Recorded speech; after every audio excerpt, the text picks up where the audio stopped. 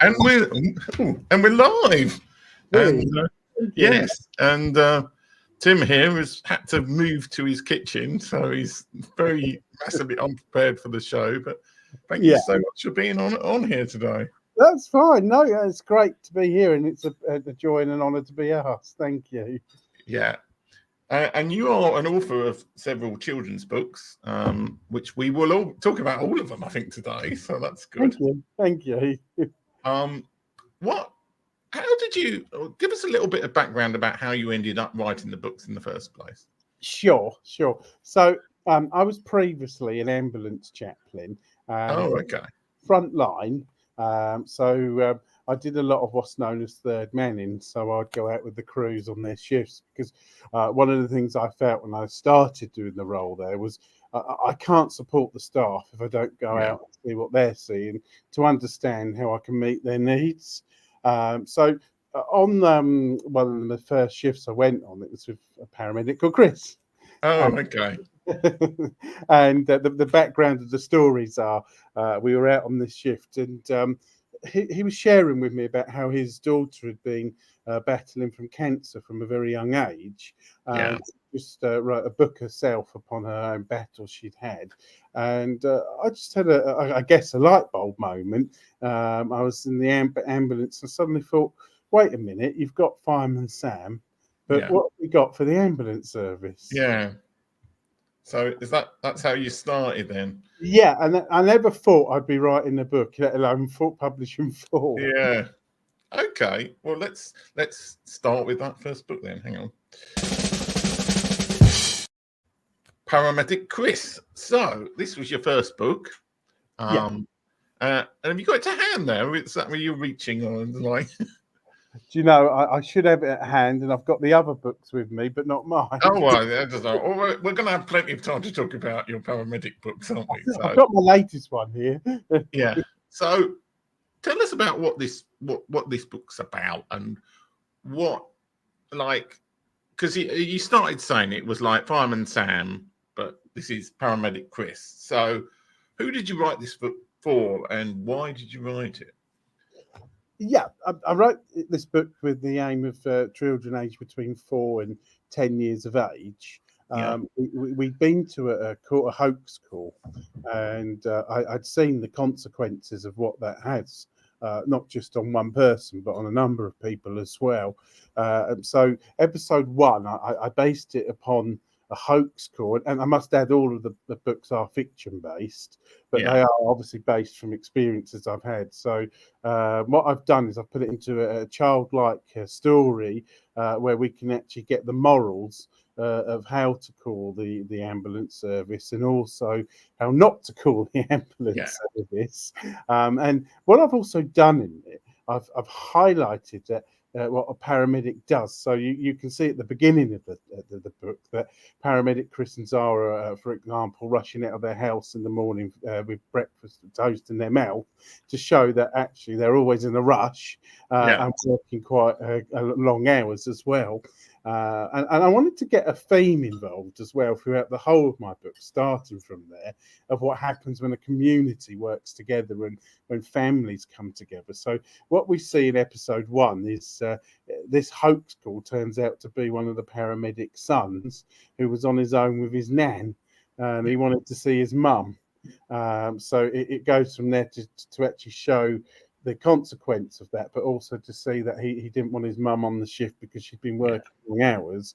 And then a relative, the nan, had a heart attack. And at the end of the story, they're all reunited as a family. So good's come out of something bad. Yeah. Oh, we had a comment from Sian Lewin saying hello on the Amazon chat. I think she's one of the authors mentioned. Hello, yes. Hello, welcome. Thank you for tuning in. Thank you. Yeah, I'm sure I mispronounced her name. It's like it's got Sian with a little accent on it, and it's probably like I probably like Sian or something. So, apologies. I'm always doing that. Yeah. Right. Should we go on to the next book, which is not by you? I'm mixing them, one book by you and one book by somebody else. So okay. Yeah. Don't be distracted. Right, here we go. Here we go again. A book about bullying. I'm coming on to. You've got the wrong book. You got the wrong book. You got Yes, I Can. Oh, sorry, Yeah. sorry. All right, yeah. I can see we've got it in the bottom now. Apologise. Here we go. Yeah. So why this book? We've spoiled it for anybody who was thinking what the other books were now. So. Yeah, Talia Bruck is a fellow author, and she's also a therapist as well. And I got to know Talia through a business networking event during the height of the COVID pandemic. Yeah.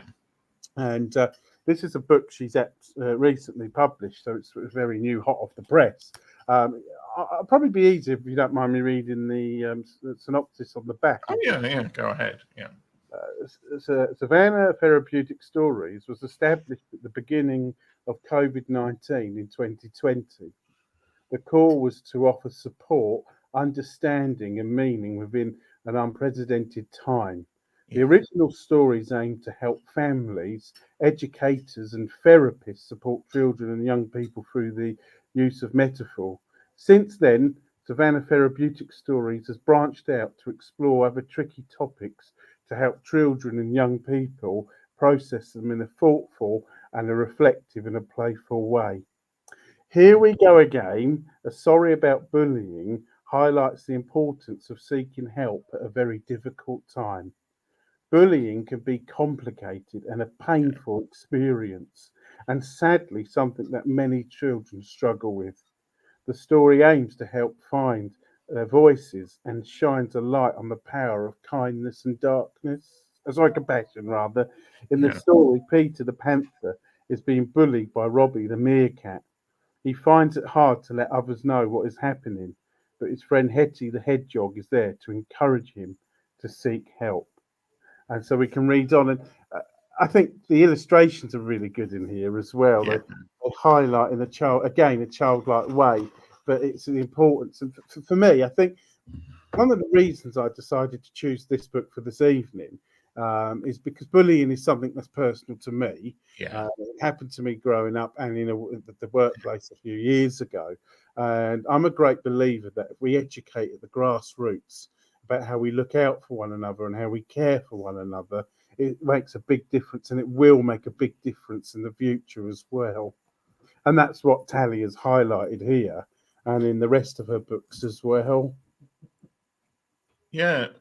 That said, I think she, when I looked it up, there was another author on it as well, Gail Sinitsky. So right. I don't know if she's the illustrator or. Gail's a fellow author with her, so they've written the book together. I guess I'm highlighting Talia because I know Talia. And it's illustrated by a gentleman called Paul Banks. Yeah. And I just really love it because I love animals anyway. Yeah. Children, of course, do as well. And I think it's in a very fun way. But what I do like at the beginning is there's a lot of help and support as well there for people. Yeah, those meerkats that are always bullying people, trying to make them buy insurance. It's like there's a bit of a link there, isn't there, between them? I didn't actually. That's a really clever way around it. Yeah. We had an update from it's Sean Lewin. Oh, brilliant. It's Sean, not Sian or Sion or I apologise. At least I'll be ready by the time we get around to her book at the end. So fortunately, you got to wait for all of us going through all these books. Absolutely, and I do. I'm a great believer in supporting one another, and all of the authors I've highlighted here tonight, they've all supported me as I've supported them as well. And I think when we build one another up, it makes a big difference, and that is the whole purpose of this particular book. I'm just going to bring it up there a little bit more. Here we go again, a story about bullying. Yeah, well, I mean, this show was always, partly because I make a 0.00001p per sale that people buy for the books, but also it's to support other authors and people. So absolutely. Yeah. And I think I love it. I love the idea of this. I think it's fantastic. Right, shall we go on to the next book? Sure. You've got the transition, and it's paramedic Chris Helping Hand. I'm forgetting to I'm supposed to be highlighting them on the thing here. I'm just not really doing a good job. So, what's this particular book about? And Okay, I'm going to give you a bit of a background again, like I did the other one. So in 2018, we had, if you remember right, some quite bad snow at Christmas. Yeah. And as an ambulance crew, we were working on Christmas Day that year, and we went to a patient in a high-rise flat, and it had to be at the top as well, where the lifts weren't working. So our fitness got tested that day. But we went to a patient, and he was all on his own, and his wife had died a few weeks before, and he had nothing in the cupboard, and you could see he was just really struggling. And it really, for me personally, and I'm sure it was for my colleagues who were there, it was heartbreaking to see someone on their own on Christmas Day. So we were able to support him and come alongside him. And that got me thinking that with my second book, A Helping Hand, I could put this into a storyline, and where we can put a moral of where we're helping one another, where we pull together and we support one another. And I really think it does make a big difference to do that. But what was interesting when I wrote this book, sorry, I've just literally been handed it. There we go. What's very looks like you got staff then. It's like absolutely. Well, it's one of the paramedics I worked with is here with me tonight, so he's just handed me a copy. It's Simon, the assistant. So in A Helping Hand, as I say, we can see that particular subject of isolation and what it's like to come along to support. But at the same time, and this was quite interesting because with the COVID pandemic, we saw the increase of the local food banks, didn't we? And I've highlighted that need in A Helping Hand because we signposted the patient to the local food bank. So you can see in the illustration, we've got the food bank in the background there. And it was one of the things I wanted to highlight is what the food bank does, and that there's never a shame to go and ask for help. Yeah.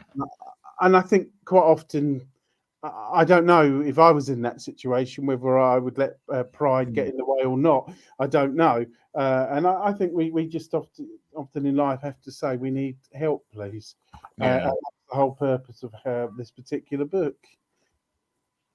Okay, well, let's go on to the next one then. So, wonderful. Which you had down before, so hopefully you should be happy somewhere in there. Yes, I can. By Matt Bird. Yeah, that's just literally fallen there. Yes, I can. Now, this is literally hot off the press. It literally is. Now, this is very significant, actually, because Matt Bird, I'm just going to zoom you in here to Matt. He's the founder of my latest publisher for my latest book, Publish You. Oh, okay. And he's also an entrepreneur. And he started something called Relationology, which is a course which runs and helps you build networks and relationships with one another. Now, I was introduced to this at the height of the COVID pandemic, and I went on the course, and I was introduced to Matt as well from there. So I'm going to read the back again, if you don't mind. And okay, that's fine. Can you feel yourself holding back from making decisions that would enable you to live your best life? Whether you believe, yes, I can, or no, I can't, you are probably right. Yes, I can will help you identify and overcome your self-limiting beliefs and discover self-empowering beliefs and practical strategies that will transform your life. And for me, I not just because I'm Matt's the founder and director of the publishing firm for my latest book. For me personally, I've struggled with anxiety with Crohn's the last few years. And the yes I cans or no I can't have quite come into my mind a lot. And I think this is something which has been highlighted actually with the COVID pandemic in general, where people have been struggling. And what Matt's doing here, he's highlighting yes we can. So he's got 10 chapters, and I think they're amazing headlines. And we've got I'm not ready, I can't do it, I'm going to fail. I'm not worth it. It's not good enough. I can do it alone. I'm not qualified. I don't have the resources. I'm too busy. I'm going to be found out. These are very interesting chapters, Yeah. and he's trying to reverse that psychology for each of them of where we've got that thinking, and he's got affirmations at the start of each chapter as well. And for me, what I've done, and I would urge anyone who's listening into this to purchase a copy and go and write down some notes from it. So I've been writing down on one of my whiteboards some of the things for daily tips to help with my own positive thinking, to say yes, you can.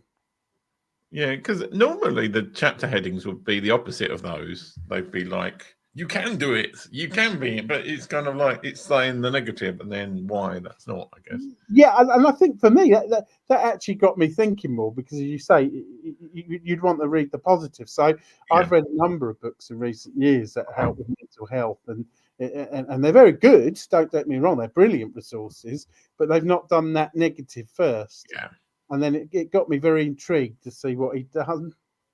yeah. I also noticed when I was looking it up to add it onto the list that it's the fourth of there's 4 books or more books in that series, isn't there?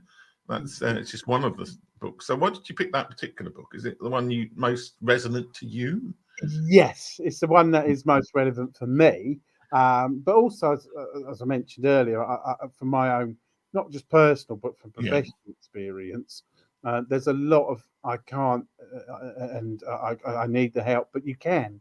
yeah, And I think this is a pocket-sized book. So yeah, I had a bit of a thought about it the other day. So paramedics have a little booklet, and they can carry it around in their pockets. This is yeah. an ideal size for that, because you can carry it around with you to remind yourself when you've got those moments when you're out that you can do it. Yeah. So you can you can jump out of an ambulance and give somebody, here's a book. Absolutely, absolutely. Look a bit miserable. Here's a book.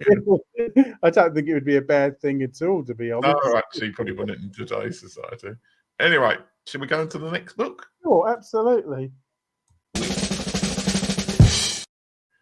Is Paramedic Chris is sorry a sorry bully? Have I mistyped that? Oh yeah, Yeah, yes, paramedic Chris is sorry bully. So paramedic Chris is sorry bully is the third book that I've written. yeah, Um, a bit like what Savannah did with her book earlier on.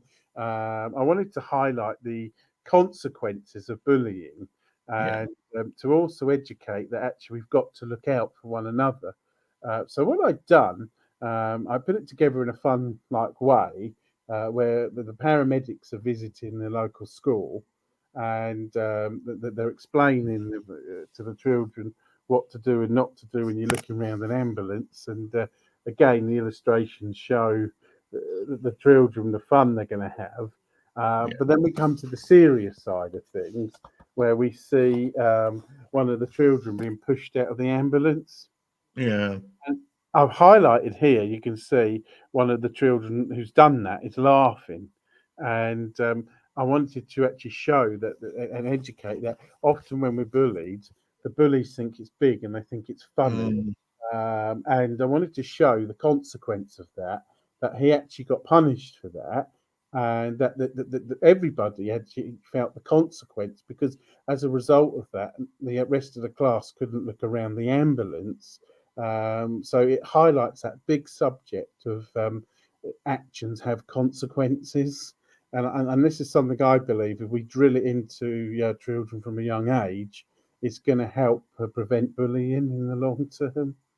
yeah. So with your books, they've got various themes for children, but is there a through line you think with them in terms of you're working towards a big message, or is it each one's kind of a separate aspect you're kind of trying to help children with in terms of I think it's a separate aspect, to be yeah, honest.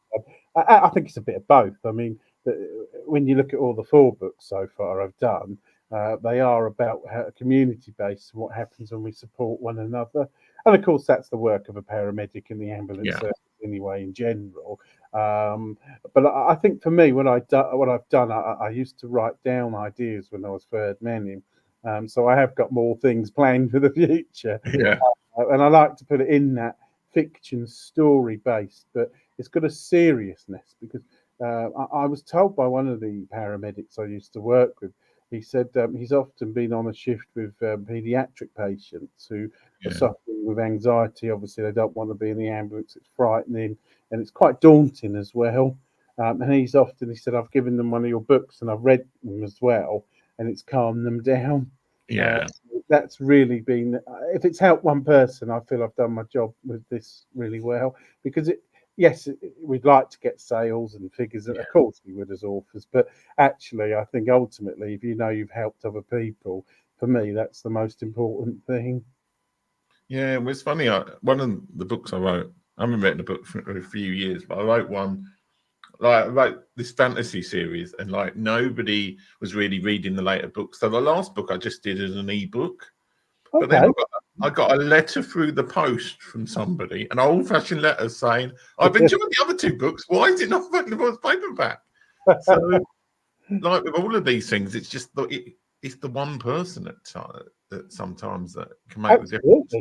Absolutely, and you never know who you're going to touch. And I'd like to add, when I wrote this book, it was literally around a period where my dad had sadly died. Yeah, At the time, I was bullied out of a job as well, not with the ambulance service, I will add yeah, that. And we'd been through a very difficult time as a family. So I wanted to put it all together for children because I know I was bullied as a child, and I know of other children that have been, and adults, and it has an effect on you for the rest of your yeah, life. yeah. Shall we go to the next book? Yeah, sure. Right. Walking for Health and Fitness. I've got that one here. We will get to your book, Sean, eventually. We'll get there. It's okay, Sean. I'll be talking a bit. Don't worry. Yeah. So, why this book then? Right, I'm going to say a personal thing again is behind this. Yeah. So the author here, I actually know her before the pandemic, and she lives near me as well. And I'm going to say first of all that she works a lot from home, and like myself, where I've done a lot of work from home, you end up putting weight on, and you can end up having other health issues as a result. So what she's done here is put together a plan to help you getting on your feet. So things like, when you've got your neck repetitive strain and other things from sitting down for a long time, it's techniques to help with that as well. Again, I'm going to, if it's okay, read the back. So I think it Yeah. helps when I'm reading that. Feeling stiff and sore from sitting too much. Think you have too little time in your workday for exercising. Worried about long-term health issues. Want to turbocharge the benefits of using a simple and free to use exercise, combining 2-for-1 smart walking techniques. For the first time, we share these 12 techniques and strategies especially designed for improving your health and fitness as a desk worker. Oh, okay. Have you found them useful yourself, or? Yeah, I've got to confess, I've only recently started to do it. Well, that's good. It's like you are doing it. Because I'm trying to get fit myself, and Yeah. it's an ongoing joke in our house. And I'm sure if my wife can hear me, she's probably cringing at that. But it actually is a very serious thing, actually. I know, and I want to give a shout to the author here because Louisa Morgan, who is the author, she's been very ill this last couple of years. And I want to say a good shout to her because she's really gone through a very difficult time, and yet she's trying to help other people, supporting them through her book. So I think that was one of the reasons that attracted me to sharing this book, was it was the personal story behind it. Okay. Shall we move on to the next one, which Yeah, is sure. the last of your books that we're going to talk about? Thank you. Paramedic Chris and the Runaway Chicken. So, this is the most intriguing title of the lot. So, how does runaway chicken get involved with a paramedic then? Well, again, I'm going to have to give a bit of background again. Yeah. So the real paramedic Chris, he's got chickens in real life. Oh, okay. So I kind of wanted to put it together in a fun way, like animals, like we've said earlier with the other books. It gives that fun to children, and it can highlight the seriousness of it as well. But I wrote this, as you probably can guess from the front cover, during the height of the pandemic, as you can see, Yeah. got a mask on there. Yeah. At the time, my wife worked at a doctor's surgery, so she was one of a few people that were actually still going out the house. Yeah. I was stuck at home with our three children, so I was being tested. I'll put it like that. But I sat down and I thought, oh, hang on, there's a seriousness in this, because I'm Yeah. hearing that people are getting a lot of mental health, and there's a lot of anxiety, there's a lot of fear around as well. And I wanted to put it into a fun type way. The patient, who is called William, he's very anxious when paramedic Chris and Zara turn up, and he's not gone out the house for quite some time, and he's been suffering from, I guess, agoraphobia, Yeah. because being frightened of going outside. But what we see here, paramedic Chris, because he's got chickens, he offers to feed the chickens, because the patient's been unable to feed them for the last couple of days, Yeah. physically not been well. But in the meantime, as Chris is feeding the chickens, one of the chickens escapes through a hole in the fence. And I must admit, and I have to confess this now live, and my wife nearly killed me when I wrote this book, because the chicken's name is the same name as my wife's name, Caroline. Oh, So, but yeah. yeah, that's just a bit of a side. But what I've done here, and this has got to be my favourite illustration here. Sorry, it's a bit the way I'm holding it. This is the favourite illustration here from the series book, because you've got a community here pulling Yeah. together. So they're all rallying round to find the chicken, Yeah. and that's where the seriousness starts to come in, because we've got people pulling together to support one another. I've had feedback from a number of people. It's fun, and the children have laughed at it with the chicken, but they've got the serious message as well of how we should be supporting one another, and how we should be coming together as well to support one another. So that fundamentally is actually the background and the story of the runaway chicken. And again, I've got a new the publisher for this is the one from I Can. Yes, I Can, Yeah. from Publish You, and they've been a real good support, and they're really good with other authors as well. So I love what they've done, and what my illustrator's done here as well. Yeah, because it's like I'm not sure about that book, but some of them are available as audio books, aren't they? So All of them are available on audio, yeah. yeah. So what some people have done is they've played the audio. They're available, obviously, from Amazon. They've Yeah. played them alongside it. But I actually heard recently somebody gave me feedback that they played them all on in their car on their way to holiday. So and their children loved it. Yeah. And I've heard what happened to a trust in Dublin, I believe. It was a few years ago when I think it was when I had 3 books rather than 4. They were playing the audio books in the ambulance when they had the children in there. So Oh, I okay. thought that was really great when I heard that. Yeah, so they can all be searching for the chicken together. That's brilliant. Absolutely, absolutely, Yeah. absolutely. Right, shall we go on to the last book you picked, even? Yeah. And it's Mamie in the Mobile by Sean Lewin. So I think I've got a name right. So Yep, yep. yes, buy this book. Hopefully she's still watching. She hasn't died of boredom somewhere along the way. So, Amy in the Mobile is again hot off the press. Yeah. Sean again has come through an online networking organisation I belong to. But what again's highlight this to me, and it's actually something actually it's just quite comical in one sense, is I love classical cars. Now you're Yeah. going to look at this and thinking, what on earth is he going on about classical Yeah. cars? Well, I'm going to always revealed. We've got a Morris Minor on the back, and Yeah. I've actually got one on my shelf behind me as well. I've got 2 of them. Yeah. But I'm going to read the blurb again, and then I'm going to explain a little bit more then. Sometimes when you're very far apart, you have to find a way to get together.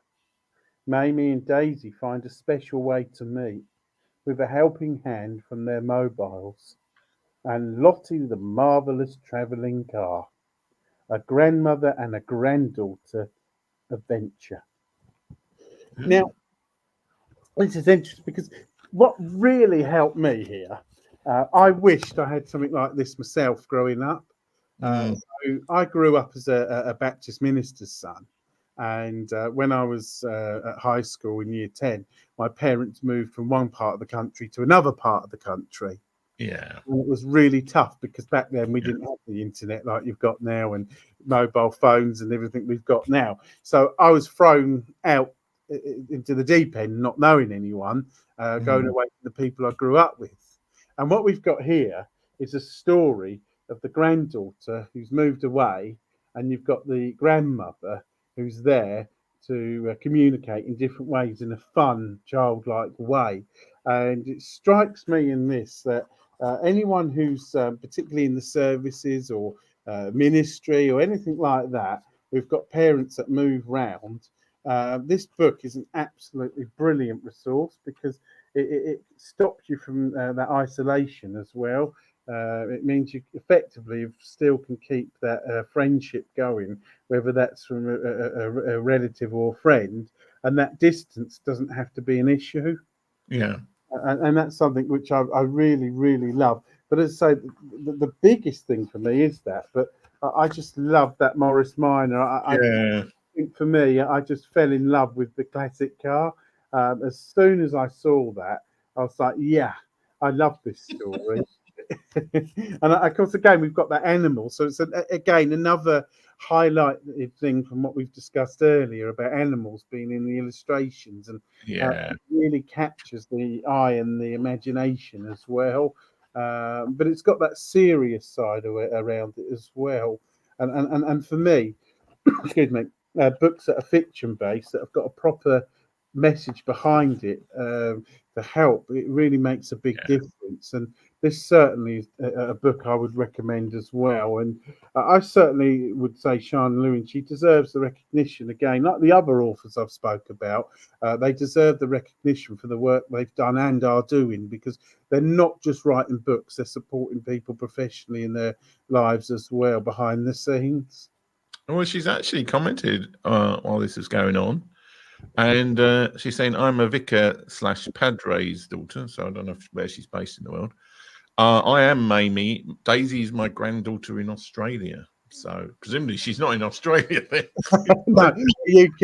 I didn't realise that about you being a vicar's daughter, Sian. So I apologise if you had told me, but I don't believe you have, and I think that makes it even more, doesn't it, real to both of us, because I now understand a bit more what that mentality and the thinking. Yeah. And there are a lot of people that are moved around, and it's a tough job. I mean, we've got the internet, we've got mobile phones, but actually, it's still not the same. It's still not the same as that physical person to person. And I know from my own experience, when I've been moved around, how hard that can be when you've not got that person that you've grown up with and spent your life with. So having that resource is an absolutely brilliant thing. Yeah. Oh, she's saying we moved every 2 years in the army. So Wow. Oh, is that the same? Yeah, it's the same person. It's like I'm like a bit confused in the comments on that.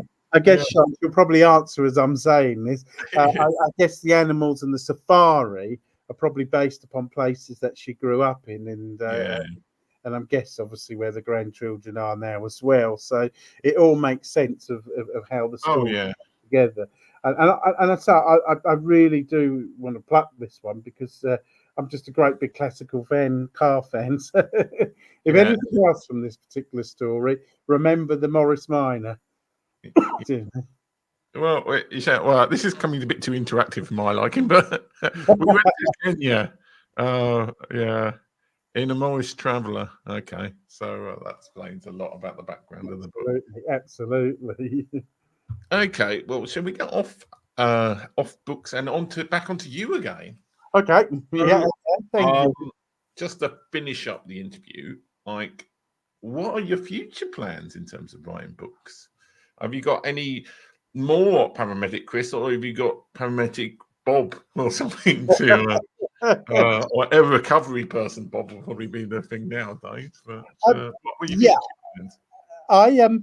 I must say I have actually published another book, Oh, but okay. it's nothing. It's not a children's book, and that's one in memory of my dad. So Yeah, I handpicked 30 years of his sermons, and a handful of them I've put into a book in his memory. yeah, So that sidetracked me for about a year. That did. So now I'm getting back into the process of thinking ahead for another episode of Paramedic Chris. I've had a lot of people throw some really great ideas at me. But one of my dreams is alongside the actual books is to get them somehow into animation. And that's something which I've never experienced and I need to look into a bit more. So if we look at Fireman Sam and the Postman Pat, those particular series, they're all in animation, but we've not got anything for the ambulance service. We've got the stories and I can keep writing them. And if I do run out of ideas, well, I'm still very much in contact with a lot of the paramedics, and I'm sure I can pick their brains for storylines as well. But my future plan is to do that, first of all, the animation. But I'd like to write a particular book based upon my own experiences of going through, will do for the rest of my life, Crohn's disease. yeah. And I'd like to put it into a storyline, but one of the things I would like to do is put a helicopter into it so we can get a bit of fun into it. None of my books so far have got a helicopter in it, so I'd love to get that involved. Yeah, Maybe a few ambulance cars as well, because the mainly ambulances involved there. But I think it's just keeping writing the stories, researching the animation. That's the future vision. But I have actually got a vision behind the books, though. If I was to say so a number of them, it would have to be considerable amounts. My original vision behind this was to put the money into either an existing centre for mental health or to start a centre for mental health support. My dream would be to do that, to support, because one of the things I observed when I was with the ambulance service was you take a patient to hospital, 9 times out of 10 for them to be discharged a few hours later when they're going through a mental health crisis, and the services weren't there in place really. And one of the things I'd love to see is those services more immediately in place. And see some centres opened up around the country. But of course, I'm going to have to sell considerable amounts of books for that. yeah. That's still very much at the back of my mind with this. It was from the beginning, that was what the vision was. And I still believe in that vision. But how and when it comes together, I don't know. Well, I actually had a comment from another guy, Jeff R, who said, as an Amazon influencer myself, I admit your live stream is among the top ones. Hats off to you. Well, thank you very much for that. Thank you.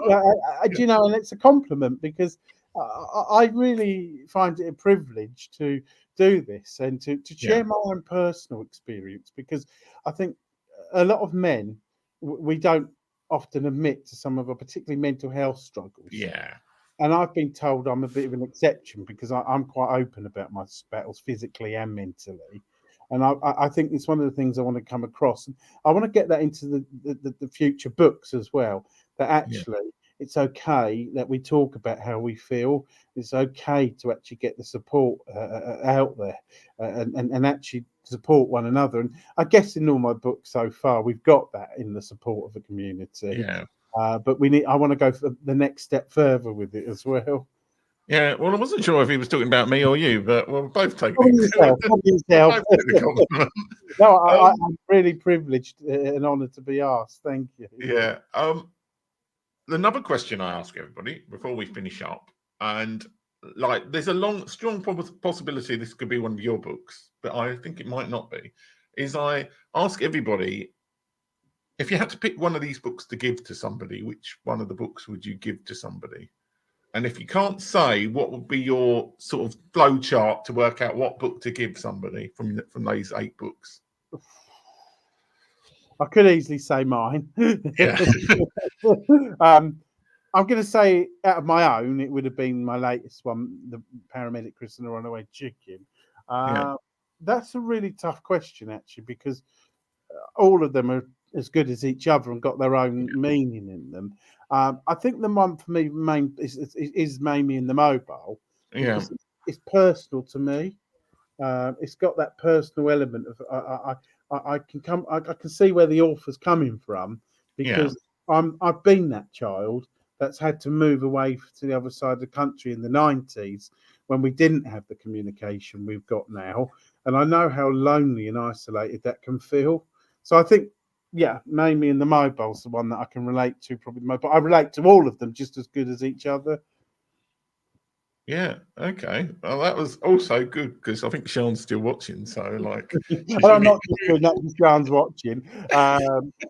Honestly, I genuinely, that's a tough question because they're all just as good as each other. I thought you were going to pick Yes, I Can, but I suppose in some ways, it actually makes sense what you said because it's kind of like that's probably the most isolation is probably worse in a way than not being motivated or like all the negative sound things. So overcoming that's probably the most. Yeah, it's a big obstacle we've got, and I Yeah, think one of the things I've seen lately, yeah, because I'm a leader at our local Anglican church, I've seen a number of families who've been evicted as well, and because of obviously the cost of living yeah, crisis and things like that, and then they've got no home, and they're probably feeling lonely, broken, and confused. So these kind of books actually really bring that reassurance to yeah. them. Okay, well, it's been great to have you on the show today, and Thank I've never ever gotten round to creating end titles to this show, so I've just got to wave goodbye to everybody and press buttons until hopefully one of the streams ends and it's not a complete mess. This show will go onto YouTube you. afterwards. I will upload it onto YouTube. I'll have to edit Really, a few bits in here and there, but it will be on YouTube afterwards. thank So you. thanks so much for being the guest, No, and thank you for having me. Thank you.